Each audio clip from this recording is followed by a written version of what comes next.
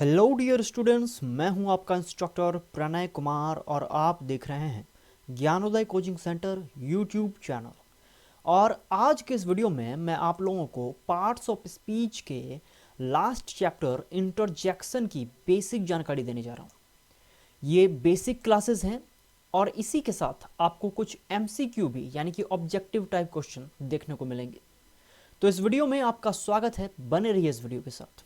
आइए सबसे पहले इंटरजेक्शन की कुछ बेसिक जानकारी लेते हैं। डिफिनेशन कह रहा है the interjection is always a spoken word that express an emotions.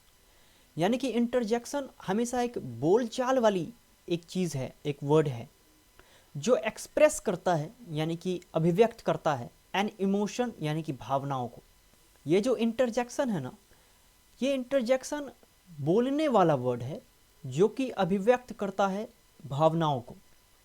और an interjection is a word use to express some sudden feeling of mind. यानी कि सडन इसका मतलब होता है अचानक, फीलिंग ऑफ माइंड यानी कि मस्तिष्क के फीलिंग्स को एक्सप्रेस करने के लिए इंटरजेक्शन का प्रयोग किया जाता है। अगर आप पार्ट्स ऑफ स्पीच के और भी क्लासेस को अटेंड करना चाहते हैं तो आई बटन पर लिंक चेक कर सकते हैं। तो ये इंटरजेक्शन है, इसे लिखा गया है हिंदी में, अर्थात इंटरजेक्शन एक ऐसा शब्द है जो हृदय में उठने वाली आकस्मिक भावना उद्गार को प्रकट करता है। इंटरजेक्शन के अंत में साइन ऑफ एक्सक्लामेशन चिन्ह लगाया जाता है, यानी कि इसके लास्ट में साइन ऑफ एक्सक्लामेशन का चिन्ह लगाना अनिवार्य है, जो कि ये वाला चिन्ह है। तो ये एक बेसिक जानकारी है जो आपको पता होना चाहिए कि इंटरजेक्शन बोलने वाला वर्ड है जो कि एक्सप्रेस करता है इमोशंस को, भावनाओं को और सडन फीलिंग ऑफ माइंड को। इंटरजेक्शन का प्रयोग जहाँ पर करेंगे उस वाक्य के अंत में साइन ऑफ एक्सक्लामेशन का मार्क यानी कि चिन्ह लगाना पड़ेगा। यहाँ पर नीचे नोट में कुछ और भी जानकारी है, यानी कि जो इंटरजेक्शन है उसे ग्रामर की संरचना से कोई लेना देना नहीं है। इंटरजेक्शन ग्रामेटिकल टर्म्स को फॉलो नहीं करता है। अब आइए आगे कुछ और भी जानकारी लेते हैं जिससे कि ये सारी चीज़ें स्पष्ट हो जाएंगी। इसके द्वारा खुशी, दुख, आश्चर्य, स्वीकृति आदि का बोध व्यक्त किया जाता है। यानी कि ये सारे सडन फीलिंग ऑफ माइंड है, माइंड के सडन फीलिंग को एक्सप्रेस किया जाता है। आपने अब तक ये जान लिया है। तो इन सभी चीज़ों को इंटरजेक्शन के द्वारा अभिव्यक्त किया जाता है। विभिन्न मनोभावों की अभिव्यक्ति के लिए प्रयुक्त इंटरजेक्शन इस प्रकार है। नीचे समझाया गया है कि किस इंटरजेक्शन का प्रयोग किस प्रकार से होता है। जैसे कि खुशी या हर्ष प्रकट करने के लिए वाह या फिर हुर्रे का प्रयोग किया जाता है। प्रशंसा प्रकट करने के लिए वाह वाह, हिप हिप हुर्रे का प्रयोग किया जाता है जब प्रशंसा प्रकट करना हो। शोक या दुख प्रकट करने के लिए आह यानी कि ओह या आह का प्रयोग किया जाता है। यहीं पर एक और भी ऑप्शन है अलास। घृणा प्रकट करने के लिए छी छी यानी कि फाय फाय का यूज किया जाता है। शाबाशी प्रकट करने के लिए ब्रेवो, वेल डन, इन सब वर्ड का यूज होता है। स्वागत के लिए हम सभी जानते हैं कि वेलकम का प्रयोग किया जाता है और संबोधन के लिए हाय हेलो का प्रयोग किया जाता है। अब इसी के रिलेटेड कुछ ऑब्जेक्टिव को देख लेते हैं कि ऑब्जेक्टिव किस प्रकार के पूछे जा सकते हैं या फिर किस प्रकार के ऑब्जेक्टिव बन सकते हैं इंटरजेक्शन के चैप्टर से। देखिए, कह रहा है dash dash dash Amit what are you doing. अब यहाँ पर ओह है, ब्रेवो है, हेलो है और यस है। तो अगर आप अपने भी माइंड से इसका यूज करें तो आप लोग इसका हेलो का प्रयोग करेंगे। Hello Amit, what are you doing. अब यहाँ पर दुख नहीं है कि ओह का प्रयोग करें, कोई उल्लास नहीं कि ब्रेवो का प्रयोग करें, और यस का प्रयोग किस प्रकार से किया जाए। तो यहाँ पर जो राइट आंसर होगा वो होगा सी, हेलो। सेकंड क्वेश्चन कह रहा है dash dash she is death.